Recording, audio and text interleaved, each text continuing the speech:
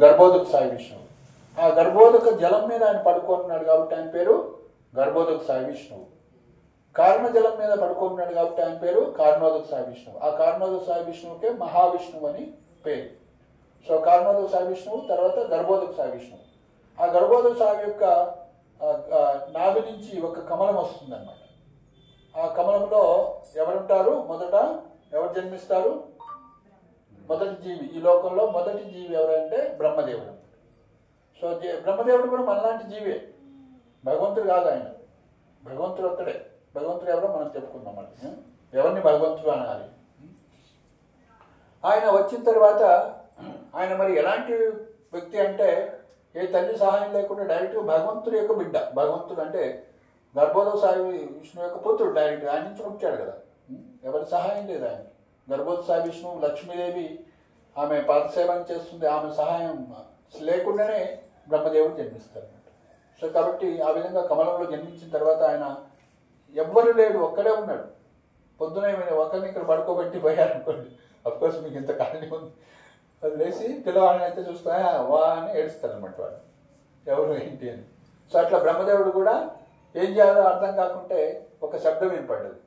ఏం శబ్దం వినపడ్డది? ఎస్ చేయండి. తప అని వినపడ్డది, తపస్సు. సో అప్పుడు బ్రహ్మదేవుడు ఎన్నో సంవత్సరాలు తపస్సు చేయగా హృదయంలోని పరమాత్మ రూపంలో భగవంతుడు అంత జ్ఞానాన్ని ఇస్తాడు. అప్పుడు ఆయనకి అన్ని ఇదంతా తెలుస్తుంది అనమాట. ఎట్లయితే సూర్యుడు రాగానే పొద్దున్నే మనకి అన్ని తెలిసినట్టు, లైట్ వేసినట్టు తెలిసినట్టు, అజ్ఞానంలో ఆయన యొక్క తమస్సు అజ్ఞానం అంతా పోయి అంతా తెలుసుకుంటాడు. అప్పుడు భగవంతుడు ఆయన కూడా సృష్టి చేయమని ఆర్డర్ ఇస్తాడు, శక్తులన్నీ ఇస్తాడు, జ్ఞానం అంతా ఇస్తాడు. సో జ్ఞానం ద్వారా ఆయన ఏం చేస్తాడంటే ఆ గర్భోదక అంటే మహావిష్ణువు ఏం చేస్తారు, మళ్ళీ ఈ యొక్క ప్రకృతి గర్భంలోకి జీవులందరినీ మనందరి ప్రవేశపెడతారు. ఆ ప్రకృతి గర్భంలో ప్రవేశపెట్టినప్పుడు ఆ జీవులు వాళ్ళ కర్మ ప్రకారం వాళ్ళంతా కూడా, మనమంతా ఎక్కడ పోతాం? ఎంత అయిపోయిన తర్వాత మనం చనిపోతాం కదా, మనమంతా ఎక్కడ పోతాం? మళ్ళీ ఎక్కడ అనుకున్నారు? విన్నారు కదా మీరు ఛాన్స్ సార్లు. హెవెన్ చెప్పేసి కరెక్ట్గా. ఎవరు హెవెన్ పోతారు? చూసావా, ఆయన తల్లి గర్భంలో ఉన్నప్పుడు శిశువుకి అన్ని జ్ఞాపకం ఉంటాయి. మనమన్నా రీసెంట్గా విన్నాడు కాబట్టి అన్ని గుర్తుంటాయి. చిన్నపిల్లలు పర్ఫెక్ట్గా నేర్చుకుంటారు, పర్ఫెక్ట్గా అన్నీ ఉంటాయి. మనం ఏం నేర్పితే అది బాగా తొందరగా నేర్చుకుంటారు వాళ్ళు. సో కాబట్టి ఊర్ధ్వం గచ్చంతి సత్వస్థ, ఎవరైతే సత్వగుణంలో ఉంటారో పుణ్యం చేసుకున్న వాళ్ళు అడిగిపోతారు, ఊర్ధ్వలోకాలకు వెళ్తారు. అదో గచ్చంతి తామస, ఎవరైతే పాపం చేసుకున్నారో చెడు కార్యాలు చేసే వాళ్ళంతా కూడా తమో గుణాలకి అంటే కింద లోకాలకు వెళ్తారట. మధ్య తిష్టంచి రాజత, ఎవరైతే రజోగుణంలో ఉంటారో వాళ్ళందరినీ కూడా వాళ్ళు ఇక్కడ భూలోకంలో అవతరిస్తూ ఉంటారు, సో పుడుతూ ఉంటారు. సో అదేవిధంగా ఎవరైతే దేవతలను పూజిస్తారో స్వర్గానికి వెళ్తారు. అదేవిధంగా పితరులను ఇతరులను పూజించిన వాళ్ళను, భూత ప్రేతాలను పూజించే వాళ్ళు అలోకత వాళ్ళ లోకాలకు పోతారు. ఎవరైతే నన్ను పూజిస్తారో నా దగ్గరికి వస్తారని భగవంతుడు చెప్తున్నాను. సో కాబట్టి మనం స్వర్గానికన్నా పోతాము, లేదా తప్పులు చేస్తే జైలుకి నరకానికన్నా పోతాం. కానీ ఎవరైతే మరి ఈ కర్మ నుంచి బయటపడలేరు అనమాట. సో ఇలా ఎన్నిసార్లు జరిగింది మనం ఇలా పుట్టడము చనిపోవడం అంటే అనాది కాలంగా జరుగుతుంది. మరి ఎక్కడ పోతాం మనం అంటే ఫైనల్గా మళ్ళీ లయమైపోయిన తర్వాత ఈ యొక్క సృష్టి అంతా కూడా మహావిష్ణువు యొక్క శరీరంలోకి వెళ్ళి నిద్రపోతూ ఉంటుంది. మళ్ళీ కొత్త సృష్టి జరిగినప్పుడు మళ్ళీ మహావిష్ణువు ఈ యొక్క బ్రహ్మాండంలో మళ్ళీ ప్రకృతి గర్భంలోకి వదులుతాడు. మళ్ళీ మన కర్మని మనం భోగిస్తాం. అంటే ఏమైతే చేసుకున్నామో పుణ్యం చేసుకుంటే ఆ విధంగా, పాపం చేసుకుంటే ఆ విధంగా ఆ పాప పుణ్యాల యొక్క కర్మ ద్వారా మనం వస్తూ ఉంటాం, కర్మను పట్టుకొని మనం వస్తూ ఉంటాం. సో మరి ఎంతకాలం మరి ఇంకా ఇంతేనా? ఇది ఎంత ఎప్పటికీ ఎండ్ అవుతుంది? మరి జన్మ మృత్యు ఎన్నిసార్లు చనిపోతాము, ఎన్నిసార్లు ముసలివాళ్ళని అవుతాము, జన్మ మృత్యు జరా వ్యాధి ఇవన్నీ వస్తూ ఉన్నాయి అన్నమాట. అంటే అంతకాలంగా జరుగుతుంది. రెండోది ఇంకొక అదృష్ట విషయం ఏంటంటే, ఇప్పుడు మనం మానవ జన్మలో ఉన్నాం కాబట్టి ఈ జన్మ మృత్యు జరా వ్యాధి చక్రాన్ని, సంసార చక్రాన్ని ఆపివేయచ్చు మనం. అది మానవ జన్మలోనే సాధ్యం, ఇంకా ఏ జన్మలో కూడా కష్టం. జంతు జన్మలో పాపం అవి తమో గుణంలో ఉంటాయి. సో అందుకే ఏమన్నారంటే, ఈ మానవ జన్మలో వచ్చిన తర్వాత మనం నేను ఎవరిని అని తెలుసుకొని, మరి నేను ఎక్కడి నుంచి వచ్చాను, నా ధర్మం ఏంటి అని తెలుసుకొని, మరి భగవంతుడు ఎవరు, నన్ను ఎవరు సృష్టించారు అని భగవద్గీతలో ఇవన్నీ విషయాలు ఉన్నాయన్నమాట. హూ యామ్ ఐ, నేను ఎవరిని అంటే భగవద్గీత ఆన్సర్ చేస్తుంది. ఎవరు భగవద్గీత విన్నారు మీరు? ఒకసారి చదివారా? చదివారని తెలుసు. 2వ అధ్యాయంలోనే అర్జునుడు మొదట అర్జునుడు అంటూ నేను యుద్ధం చేయలేను కృష్ణ, ఇదంతా కూడా మా వల్ల నేను చంపలేను అని అంటాడు అనమాట.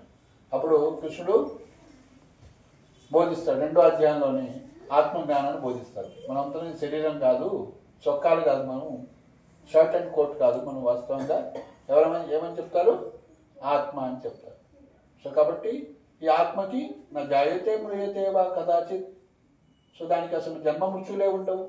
ఈ పంచభూతాలు అగ్ని దహించలేదు, వాయువు కదల్చలేదు, నీరు తడపలేదు, పంచభూతాలు ఏం చేయలేవు.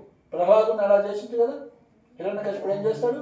అగ్నిలో వేస్తాడు, పాముతో కల్పిస్తాడు, కొండ నుంచి పడేస్తాడు, నీళ్ళలో వేస్తాడు. ప్రహ్లాదుడికి ఏం కాదు. చూసారా ప్రహ్లాదుడు ఎంత భక్తిలో ఉన్నాడంటే, ఆయన శరీరము ఎట్లయితే ఆత్మకేం కాదో ఆయన అంత భక్తిలో లీనమైన వాళ్ళకి ఈ పంచభూతాలు ఏం చేయరు. పంచభూతాలు ఏదైనా ఏనుగులు పంపిస్తే ఏనుగు వచ్చి దండం పెట్టుకోవచ్చు, అగ్నిలో వేస్తే అగ్ని నీళ్ళైపోతుంది, చల్లబడిపోతుంది. అగ్ని తన ధర్మాన్నే మర్చిపోతుంది, అంటే తన భక్తుల్ని ఎవరిని ఏమి హాని చేయలేదు అనమాట. అలాంటి అంటే ఆత్మ కూడా అలాంటి సచ్చిదానంద స్వరూపం ఉంటుంది. అలా సో ఈ భగవద్గీతలో అన్ని విషయాలు ఉంటాయన్నమాట. సో ఆ విధంగా మనం అందరం కూడా ఆత్మలు. మరి భగవంతుడు ఏమంటున్నారు? ఈ ఆత్మలన్నీ ఎక్కడి నుంచి వచ్చినాయంటే మమైవాంశో, నా యొక్క అంశాలు. మమైవాంశో జీవలోకే జీవభూత సనాతన మనస్సస్థానింద్రియాన్ని ప్రకృతి స్థానికరిస్తుంది. కానీ ఇప్పుడు మనం మర్చిపోయాము, మన మనసు డిస్టర్బ్ అయి ఉంది కాబట్టి మనం కృష్ణుడి యొక్క బిడ్డలము అని మర్చిపోయాము. ఆ యొక్క బీజాన్ని ఇచ్చింది ఎవరు? ప్రకృతి గర్భంలో మహావిష్ణువు. అందుకే భగవంతుడు చెప్పారు, ఆయన ఏం చెప్పకుండా లేడు. పితాహమస్య జగతో మాతా దాత పితామహ, అహం బీజ ప్రతపిత అని చెప్తున్నారు. గతిని భర్త సాక్షి అని చెప్తున్నారు. నేనే అన్ని అని చెప్తున్నారు. సుహృదం, ఇక్కడ ఈ శ్లోకంలో చెప్పుకున్నాం, నేనే నిజమైనటువంటి మిత్రుడిని సుహృద్ అంటున్నారు. సుహృద్ అంటే సో సాధువుని కూడా సుహృద్ అంటారు.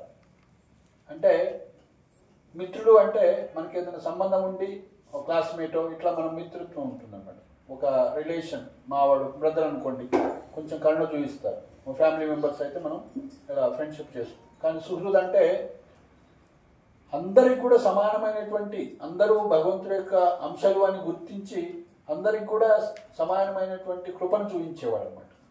సుహృద్ అంటే చాలా దగ్గరి వాడనమాట. వాస్తవానికి కృష్ణుడే అనమాట నిజమైనటువంటి సుహృద్ అంటే. అందుకే మన దగ్గర అంత దగ్గరగా ఉండేవాళ్ళు ఎవరండి? కృష్ణుడు. మనం పందై పుట్టినా, మానవుడై పుట్టినా, దేవతై పుట్టినా, పిల్లై పుట్టినా, కుక్కై పుట్టినా పరమాత్మ రూపంలో ఈశ్వర సర్వభూతానం. ఎందుకు వస్తున్నాడు? తల్లిదండ్రులు పిల్లల గురించి ఎందుకు ఆలోచిస్తారు 24 గంటలు? మరి ఏ స్కూల్లో చదవాలి, ఏం తినాలి, వాడికి అన్ని ఏర్పాట్లు ఎందుకు చేస్తున్నారు? ఎందుకు చేస్తారు చెప్పండి? మావాడు అనేటువంటి భావన ఉంది. తల్లిదండ్రులు పిల్లల్ని ప్రేమిస్తారు కాబట్టి, మా అంశాలను గుర్తిస్తున్నారు కాబట్టి వాడి యొక్క యోగక్షేమాలను చూస్తున్నారు. సో కాబట్టి మరి భగవంతుడు మన ఎందుకు చూస్తున్నాడంటే ఆయన అంశలం కాబట్టి, నా అంశ కాబట్టి మనతోటి వస్తున్నాడు. కానీ మనం ఏంటి? విముఖం అయిపోయాము. భగవంతుని చూడట్లేదు, వేరే సైడ్ చూస్తున్నాం. సో భగవంతుని గుర్తించట్లేదు కాబట్టి మనస్సస్థానింద్రియాన్ని ప్రకృతి స్థానికర్షతి అన్నారు. మమైవాంశో జీవలోకం. సో కాబట్టి ఈ యొక్క ఇస్కాన్ ఏం చేసిందంటే శ్రీల ప్రభుపాదుల వారు ప్రపంచవ్యాప్తంగా వెళ్ళి, అరే మీరంతా కూడా కృష్ణుని యొక్క బిడ్డలు, కృష్ణుని సంబంధించిన వాళ్ళు, కృష్ణుని మర్చిపోయారు కాబట్టి మీకు ఈ కష్టాలు వచ్చినాయి. మళ్ళీ మీరు కృష్ణుని గుర్తు చేసుకోండి, కృష్ణుని స్మరించండి, చాలా చేసుకుంటే మీకు ఎలాంటి కష్టాలు ఉండవు అని చెప్పారు. మరి మన ఒక స్టోరీ చెప్పారనమాట. నేను ఇస్కాన్లోకి వచ్చిన తర్వాత 2001లో నేను కూడా కొండమైన తిరుమలలో భగవద్గీత తీసుకున్నాను. నేను అడిగాను, నేను అప్పుడు స్టూడెంట్ని. అక్కడ అన్నదానం చేస్తారు కదా, లైన్ ఉంటున్నాను, పాత అన్నదానం, ఇప్పుడు వేగమాంబ వచ్చింది. సో అప్పుడు అక్కడ లైన్లో నిలబడితే పెద్ద లైన్ అనమాట బయటకు వచ్చి. సో ఇస్కాన్ తిరుపతి వాళ్ళు బుక్ స్టాల్ పెట్టారు. ఇలా తీస్తే మంచి మంచి బొమ్మలు వచ్చినాయి. అరే భలే ఉంది, ఇది ఏంటి ఎంత అన్నాను. 150 రూపాయలు అన్నారు ఇంగ్లీష్లో. 150 రూపాయలు ఎందుకండి? అంత కార్డు రాస్తే బైబిల్ ఫ్రీగా ఇస్తున్నారు. మా రూమ్మేట్ అప్పుడు ఎంఫిల్ చేస్తున్నాడు, శాంసన్ అని. నేను పిహెచ్డీ చేస్తున్నాను, మా రూమ్మేట్ ఎంఫిల్ చేస్తున్నాను. ఆయన బైబిల్ అనమాట, ఆయనకి ఇస్తే కానీ బైబిల్ కావాలని అడుగుతుండేవాడు నన్ను ఊరికే. ఒక లెటర్ ఒక పోస్ట్ కార్డ్ రాస్తే ఫ్రీగా ఇస్తారు. అరే మీరు 150 రూపాయలు పెట్టి అమ్ముతున్నారు, మేము స్టూడెంట్స్ అండి, ఎందుకు ఇది ఇట్లా అమ్ముతున్నారు అంటే మేము 150 కోట్లు పెట్టి రాధా గోవింద మందిరం నడుపుతున్నాం తిరుపతిలో. సో మనం పోయింది కొండమేనికి స్వామి దగ్గరికి, గోవిందుడి దగ్గరికి. కానీ గోవింద స్మరణ మనకేముండదు, మనకు అది కావాలా ఇది కావాలి ఇట్లా ఆలోచన ఉంటాయి. కానీ సో కోరికలతోటి పోతూ ఉంటాం. సో రాధా గోవింద, రాధారాణి మా పేరు కూడా మనం ఎక్కువ వినాం అనమాట సౌత్ ఇండియాలో కదా. సో రాధా గోవింద మా పేరు వినగానే నాకు ఎందుకో తీసుకోవాలి ఏదన్నా, నేను డాంబికంగా చెప్తున్నాను 150 రూపాయలు పెట్టి ఎట్లా కొంటామండి అని. సో కానీ నాకు తీసుకోవాలని హృదయంలో ఉంది. సో కాబట్టి సరే అని ఇస్తే 150 రూపాయలు ఇచ్చారు. ఒక ఫ్రీగా ఇంకొక స్మాల్ బుక్ ఒకటి ఇచ్చారు, ఇంకొక బుక్. మీరు ఎక్కడి నుంచి అంటే నేను ఇట్లా సికింద్రాబాద్లో ఉంటానండి అంటే, మీకు సికింద్రాబాద్లో హైదరాబాద్లో ఉన్నాయి టెంపుల్స్ అని వెళ్ళండి, ప్రతి సండే సత్సంగం ఉంటుంది అని చెప్పారు. సరే అని తీసుకొని నేను వచ్చి ఇది చదువుతూ ఉంటే ఇది ఎవరో నా దగ్గర వ్యక్తి, నా పక్కన మా తల్లిదండ్రులు చెప్పినట్టే ఉంది అని. రోజుకి 6 గంటలే పడుకోవాలి, పొద్దున్నే లేవాలి, స్నానం చేయాలి అంటే శుభ్ర విషయాలు ఏమి తల్లిదండ్రులు చెప్తారు. చెప్పుడు బయట వదిలిపెట్టిరా అని చెప్తారు. పిల్లలు ఏంటి వాడు వేసుకొని ఉరుకొస్తారు. అంటే చిన్న చిన్న విషయాలన్నీ కూడా ఎన్నో విషయాలు ప్రభుపాలు రాశారు. శుచి ఏంటి, శుభ్రత ఏంటి, సత్వగుణం ఏంటి, రజోగుణం ఏంటి, తమగుణం, చిన్న విషయం. సో ఎంత దగ్గర వ్యక్తులు చెప్తున్నట్లే అనిపించింది నాకు. చాలా మొత్తం జరిగిన తర్వాత అలా నేను ఇస్కాన్ సికింద్రాబాద్కి వెళ్ళిన తర్వాత సో అక్కడ ఒక స్టోరీ విన్నాను. ఏం స్టోరీ చెప్పారంటే, సో ఒక తండ్రి పిల్లవాడిని తీసుకొని సంతకు వెళ్తారు. మీ అందరు వెళ్తారు కదా, సంత రంగుల రాట్నాలు ఉంటాయి కదా, ఏంటి అవి ఇట్లా ఎగురుతాయి కదా కూర్చొని, అవన్నీ కూడా. సో అట్లా సంతకు వెళ్తే అంత సంతలో లేదంటూ ఉండదు కదా, రకరకాల ఐటమ్స్ ఉంటాయి, దిగేలు అంటూ ఉంటాయి. అది చూడగానే తండ్రి చేయి పట్టుకుంది కూడా వదిలిపెట్టేసింది ఆయన. అది బాగుంది ఇది బాగుంది అని. అట్లా చూస్తూ ఆయన ముందుకు నడుస్తూ ఉంటాడు. సో తండ్రి చేయి వాళ్ళు నడుచుకుంటూ పోతుంటారు. సో అయితే ఆ పిల్లవాడు ఆ విధంగా తండ్రి నుంచి విడిపోయాడు తెలియకుండా. విడిపోయిన తర్వాత తండ్రి కూడా చూసుకోకుండా పోయిండు అడవుల్లో. ఆయన పోయిన తర్వాత తండ్రి పిల్లవాడు ఏంటంటే ఒకసారి మిస్ అయిన తర్వాత ఎక్కడైతే దొరకదు అనమాట. అంత సంత అంటే హడావుడి ఉంటుంది కదా, అంత బిజీ ఉంటుంది. సో ఆ విధంగా పిల్లవాడు మిస్ అయ్యాడు. చిన్న పిల్లవాడు, ఎన్ని సంవత్సరాలు నీకు? 8 years. నువ్వు కనీసం ఇంటికి వస్తున్నావు. మాది ఎవరంటే ఇక్కడ పలానా చోట రాగలుగుతావు. సో 5 సంవత్సరాల అబ్బాయి, ఎక్కడ నీ పేరేం పేరు, అమ్మ నాన్న పేరేంటి, ఏ ఊరి నుంచి వచ్చావంటే సరిగ్గా చెప్పలేడు అనమాట. సో ఆ విధంగా చిన్నపిల్లవాడు సో తప్పిపోయి ఒక చెట్టు కింద ఉంటే ఎవరో చూసి సో తినడానికి ఫుడ్ ఇస్తారు. సో ఇంకొకరు రెండో రోజు తినడానికి తినిచ్చిన తర్వాత బట్టలు ఇస్తారు. మూడో రోజు ఎవరో పాపం చీరుతున్నాడు, దగ్గు వస్తున్నట్టు, జలుబు వచ్చినట్టుందని మెడిసిన్ ఇచ్చిపోతారు.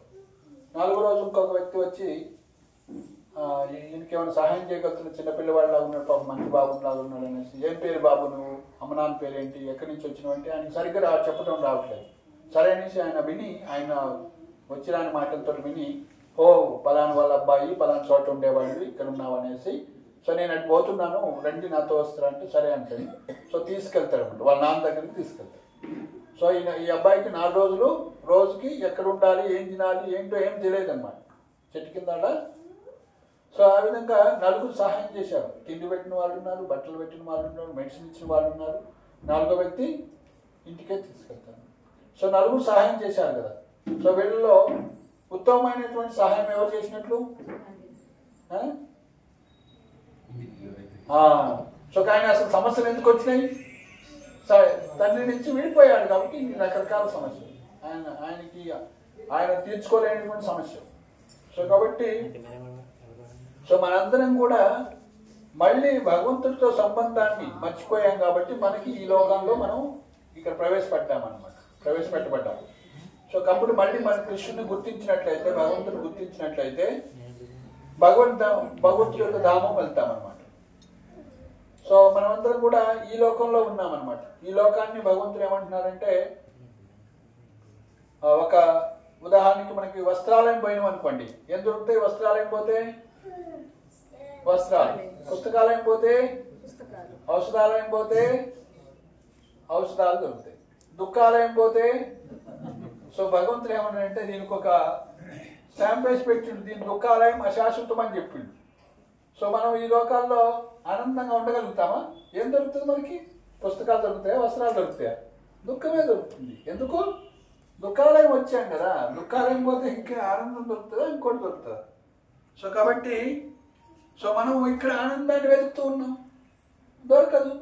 దొరికినా కూడా ఇప్పుడు మన ఎండాకాలం చూస్తాం కదా, అక్కడ ఉన్నట్టునే నీళ్ళు ఉన్నట్టునే ముందు పోతా ఉంటాడు, పోతే అక్కడ జిగేలు మెరుస్తుంటుంది, నీళ్ళు ఉన్నట్లు అనిపిస్తుంది. దాని ఏమంటారు, మిరాజ్ అంటారా, ఎండమావి అంటారా.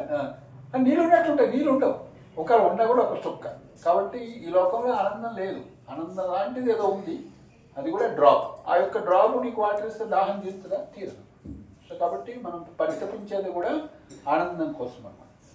సో కాబట్టి భగవంతుడు దీనికి ఏమన్నారు, దుఃఖ ఆలయం. సంస్కృతంలో ఏమంటారు దీన్ని, కుంట అంటారు. కుంట అంటే ఏంటి, దుఃఖము, కష్టము, క్లేశము అన్నమాట. కుంట అంటే మనం పొలాల్లో కుంటుంటాయి కదా, అందులో కాలు పెడితే కడిగేసరికి మనం పోతుంది ఆ దిగటంత ప్లేస్. అట్లా కష్టం ఉంటుంది ఇక్కడ, క్లేశం. దుఃఖ ఆలయం అని పేరు పెట్టారు.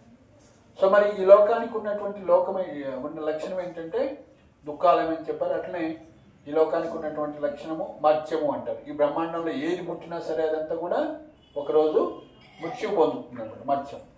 మరి భగవద్ధామానికి ఉన్నటువంటి లక్షణాలు ఏంటో తెలుసా, ఏమంటారో తెలుసా, భగవద్ధామాన్ని ఏమంటారు, భగవద్ధామాన్ని భగవంతుడు ఉన్నటువంటి లోకాన్ని ఏమంటారు, పరలోకం అంటారు, పరంధామం అంటారు. ఇంకొకటి వర్డ్ ఉంది సంస్కృతంలో, దీన్ని ఏమన్నాం, కుంట అన్నాం కదా. కుంట అంటే ఏంటి, కష్టము, క్లేశాలు, దుఃఖం అని చెప్పి. అపోజిట్ కుంట ఏమంటారు దాన్ని, కుంటకి అపోజిట్ విగత కుంట. కుంటం అంటే కష్టము, వైకుంఠం అంటే place where there is no anxiety, place where there is no miseries, place there is no unhappiness. Okay, so దుఃఖం లేనటువంటి ప్రదేశం ఏంటి, వైకుంఠం. సో మనకి ఈ లోకల్లో ఉంటే ఏముంటుంది, కుంట, దుఃఖమే ఉంటుంది. సో మనం మన ఇంటిని ఇప్పుడు ఎలా మార్చుకోవాలి, కుంటగా మార్చుకోవాలా, వైకుంఠంగా మార్చుకోవాలా? మరి వైకుంఠంగా ఎలా మారుతుంది, వైకుంఠ పురుషుణ్ణి స్థాపించి ఆయనకు దాసులుగా ఉంటే ఇది కూడా వైకుంఠంగా మారుతుంది. అర్థమైందా? సో అందుకే మనకి భారతదేశంలో పుట్టడం ఎంతో అదృష్టం. ఎన్నో వైకుంఠ ధామాలు ఉన్నాయి. ఏంటి పేర్లు చెప్పండి, వైకుంఠ ధామాలు చెప్పండి. కాశీయా, ఓకే. ఇంకా ధామం చెప్పండి, వెళ్ళలేదు ఎక్కడ మీరు ధామాలు? చార్ధామం, అది గ్రేట్ హైయెస్ట్. మన ఇండియాకి 4 సైడ్లు 4 ఉన్నాయి, ప్లస్ నార్త్ ఇండియాలో 4 ఉంటాయి మళ్ళీ. ఇంకా వైకుంఠ ధామాలు ఏంటి? అయ్యో కృష్ణ, తెలుగు వాళ్ళు తిరుపతి, శ్రీరంగం, సౌత్ ఇండియాలో శ్రీరంగం ఎంత మధురంగా ఉంటుంది, తిరుపతి ఎంత మధురంగా ఉంటుంది. సో కాబట్టి బృందావనము ఇవన్నీ వైకుంఠమే, వైకుంఠ ధామాలు మేనిఫెస్టెడ్. బృందావనం అంటే సాధారణ విషయం కాదు. మన పండరిపూర్ కూడా అంతా కూడా భూమికి లెవెల్ 1 feet హైట్లో ఉంటుందంట. అంటే మనం ఈ కళ్ళతో చూడలేము, 1 feet హైట్. దేవతలు కూడా ఈ లోకంలోకి వచ్చినప్పుడు ఎప్పుడు వాళ్ళ యొక్క పాదాలు తగలవు అంటారు. సో వాళ్ళ యొక్క గురుత్వాకర్షణ మనలా కాదన్నమాట, టచ్ కాదు. సో ఆ విధంగా ఎక్కడైతే విష్ణు ఉంటాడో అదే వైకుంఠం అన్నమాట. ఎక్కడైతే భగవంతుడు ఉంటాడో అది వైకుంఠం. సో మరి ఆ వైకుంఠానికి ఉన్నటువంటి లక్షణాలు ఏంటి, ఈ లోకానికి ఉన్నటువంటి లక్షణం చెప్పుకున్నాము. ఏంటి అది, మత్స్యము అన్నాము, లేదా మరణము అన్నాము, మృత్యులోకం అన్నాము. ఈ లోకం పేరేంటి, మృత్యులోకం అనమాట. ఏది కూడా ప్రతిది కూడా చనిపోవలసిందే, ఎగ్జిస్టెన్స్ ఉండదు అనమాట. ఒక రోజుకి బ్రహ్మాండం అంతా కూడా అయిపోతుంది, 14 లోకాలు కూడా పోతాయి. మళ్ళీ తాత్కాలిక ప్రళయం ఉంటుంది, మళ్ళీ చివరిలో బ్రహ్మ యొక్క 100 సంవత్సరాలు వస్తే మొత్తం కూడా ఎట్లయితే నీటి బుడగ వస్తుంది కొద్దిసేపు ఉంటుంది ధామ్ అని, అట్లనే మహావిష్ణువు యొక్క టైంలో యొక్క బ్రహ్మ యొక్క ఒక 100 సంవత్సరాలు ఆయనకి జస్ట్ ఒక నీటి బుడగ వచ్చి పోయినంత సేపు అనమాట మహావిష్ణువు ఆయన యొక్క టైంకి. సో మరి ఆ వైకుంఠానికి 3 లక్షణాలు ఉన్నాయి, శ్రీమద్ భాగవతంలో చెప్పారు. చెప్పండి, ఈ లోకానికి ఉన్నటువంటి లక్షణం ఏంటి, మృతం అని చెప్పాం. చెప్పండి, అమృతం, అభయం, క్షేమం. సో కాబట్టి వైకుంఠానికి ఉన్న లక్షణం ఏంటంటే అమృతం, అక్కడ అమృతమయమైనటువంటి, అంటే మృత్యు అనేది ఉండదు అక్కడ. అభయం, ఈ లోకంలో ఎప్పుడు కూడా మనకి ఏముంటుంది, భయం ఉంటుంది. ఈ లోకంలో భయం, పదం పదం అంటే ప్రతి అడుగు మన కింది పోయి రాబోయాలంటే వాడికి ఏమవుతుందో ఏం తెలియదు. సో కాబట్టి ప్రతి అడుగు కూడా భయంతో కూడుకొని ఉంటుంది. ఈ లోకమే భయంతో ఆవరించి ఉంటుంది. సో దాని వైకుంఠము ఏం కలిగి ఉంటుంది, అభయం, భయం లేనటువంటి ప్రదేశం. సో 3వది క్షేమం. క్షేమం అంటే ఈ జన్మ మృత్యు జరా వ్యాధి లేకుండా ఉన్నటువంటి ప్రదేశం అన్నమాట. సో కాబట్టి సో మనం ఇప్పుడు చిలుకూరు బాలాజీ దగ్గరికి వెళ్ళారు మేమంతా. ఏం కోరుకోవాలి? 108 ప్రదక్షిణలు చేసి ఏం కోరుకుంటారు ప్రజలు పబ్లిక్ అంతా? America visa, Australia visa. ఇప్పుడు మనం ఎక్కడ వీసా కోరుకోవాలి? మనం ఇప్పుడు మనకు తెలియక, ఎందుకు అంటే అజ్ఞానం వల్ల. సో కాబట్టి ఎవరైతే ఈ యొక్క భగవద్గీత శ్రీమద్ భాగవతం ప్రభుపాదులు ఇచ్చారనమాట, అది చదివినట్లయితే జ్ఞానాన్ని పొందినట్లయితే ఏం కోరుకుంటాం? అమెరికా ఆస్ట్రేలియా పోయినా కూడా ఇవన్నీ ఉంటాయి, జన్మ మృత్యు ఉంటాయి. కానీ వైకుంఠం వెళితే అది ఎలాంటి ఎంత పెద్దది అంటే త్రిపాద విభూతి, అంటే 3 రెట్లు పెద్దది. ఈ యొక్క భౌతిక జగత్తు కన్నా కూడా అది 3 రెట్లు పెద్దది. సో కాబట్టి మనం ఆ వైకుంఠ నారాయణని చేరుకోవాలంటే, గోలోకంలో ఉన్నటువంటి కృష్ణుని చేరుకోవాలంటే ఏం చేయాలి? సో భగవద్గీత చదివి అర్థం చేసుకొని దాన్ని ఆచరించాలి.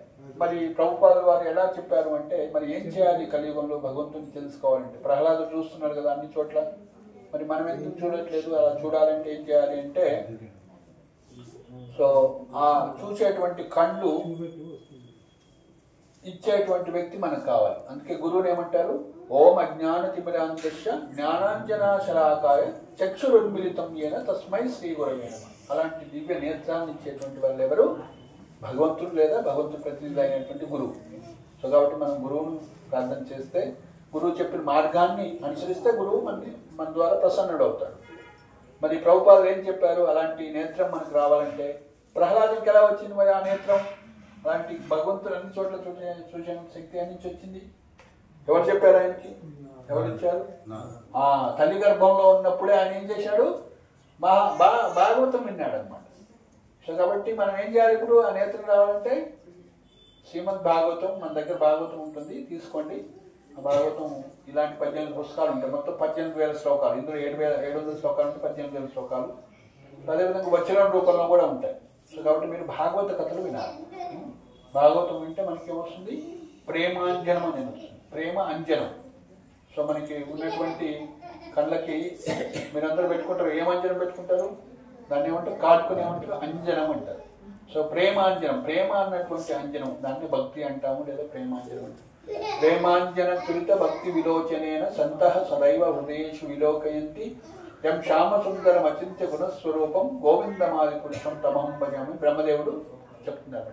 సో కాబట్టి సాధువులు అలాంటి ప్రేమ అంజనాన్ని, అలాంటి కళ్ళని కలిగి ఉంటారు కాబట్టి వాళ్ళకి అన్ని చోట్ల శ్యామసుందరుడు దర్శనమిస్తూ ఉంటారు అన్నమాట.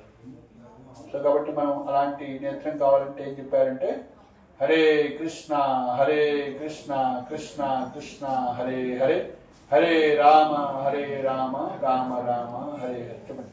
హరే కృష్ణ కృష్ణ కృష్ణ హరే హరే, హరే రామ రామ రామ హరే హరే, హరే కృష్ణ కృష్ణ కృష్ణ హరే హరే, హరే రామ రామ రామ హరే హరే. జపమాల. సో ఆ విధంగా రోజు ఈ నామం చేయమని ప్రభుపాదులు చెప్పారు. ఇదే చెప్పింది, ఇంకేం చెప్పలేదు. మీరు భగవంతుడి యొక్క నామాన్ని చేయండి, కలియుగంలో భగవంతుడి యొక్క నామం చేయమని చెప్పారు. సో మేమేం చేస్తామంటే ఇస్కాన్లో పొద్దున్నే రోజు ఇలా మాలలో ఎన్ని పూసలు ఉంటాయంటే 108 ఉంటాయి. 108 టైమ్స్ హరే కృష్ణ మంత్రం చెప్తాం. ఇది చెప్పే ముందు పైన ఇంకొక మంత్రం ఉంది, అది చెప్పి చెప్తాము. ఎందుకంటే వాళ్ళ నామం చేసి అందరికీ ఉంది, కొత్త వాళ్ళందరికీ కూడా మనకు 20 మాలలు ఉన్నాయి అందరికీ. ఒక రౌండ్ ఇప్పుడు 108 సార్లు. మీరు కొత్త ఇంట్లో నామం చేస్తే సో మీకు బెనిఫిట్, ఈ ఇంటికి కూడా వైబ్రేషన్స్ అన్ని కూడా మారుతాయి అన్నమాట. ఓకే. సో ఇది ఎలా చేయాలో ఒక రౌండ్ మనం సాధన చేసి నేర్చుకున్నాం. ఫాస్ట్గా ఇవ్వాలి, కొత్త వాళ్ళకి వంట వస్తుంది. సరిపోతాయా? అన్ని 20 ఉన్నాయి.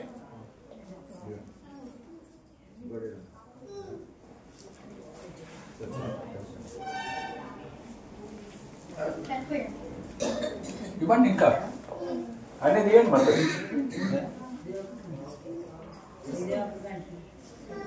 ఎందుకు 108 ఉంటాయి అందులో? ఇవ్వండి, అందరికి ఇవ్వండి, అందరికి ఇవ్వండి.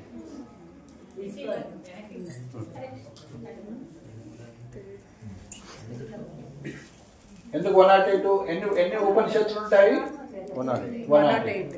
సో అట్లా అనేక ప్రాముఖ్యతలు ఉన్నాయి. 108 ఎందుకు ఉంటాయి అనేసి 108 ఉపనిషత్తులు ఉంటాయని చెప్తారు. అదేవిధంగా కృష్ణుడి యొక్క 108 ప్రధానమైన గోపికలు అంటారు. సో ఆ విధంగా 108 అనేది ప్రత్యేకత అన్నమాట. సో మనము మాలని కుడి చేత్తో పట్టుకుంటాము. ఇది చూపుడు వేలు వాడమన్నమాట. చూపుడు వేలు వాడము, రెండో ఏలు ఎవరి మాల వాళ్ళు చేయాలి. సో ఇలా పడతాం అన్నమాట. ఇక్కడ చిటికగా ఏమంటారు, తంబు ప్లస్ మిడిల్ ఫింగర్ తోటి చేస్తాం. సో ఇలా మొదటి పూసమైన చేస్తాం. ఈ కృష్ణా బీట్ అంటారు. జాయింట్ పూసమైన చేయము. దాని తర్వాత ఉన్నటువంటి పూసం మన సైడ్ తిప్పండి. మాల ప్రతిసారి మన సైడ్ తిప్పాలి. కాబట్టి ఆల్రెడీ కృష్ణా బీట్ మన సైడ్ పెట్టుకోండి. మొదటి పూసమైన పట్టుకోండి. ఓకే, అందరికి వచ్చినాయా? ఓకే, మొదటి పూసమైన చెప్పండి. ఫస్ట్ కార్డు ఇచ్చాను కదా, అందులో ఉన్న పంచతత్వ మంత్రం అని ఉంటుంది. ఆ గురువుల మంత్రం, చైతన్య నిత్యానంద మంత్రం చెప్పాలి. చెప్పండి. జయ శ్రీకృష్ణ చైతన్య ప్రభో నిత్యానంద శ్రీ అద్వైత గదాధర శివాసాది గౌరభక్త వృంద. అదే పోషణ. హరే కృష్ణ కృష్ణ కృష్ణ కృష్ణ హరే హరే హరే రామ రామ రామ రామ హరే హరే.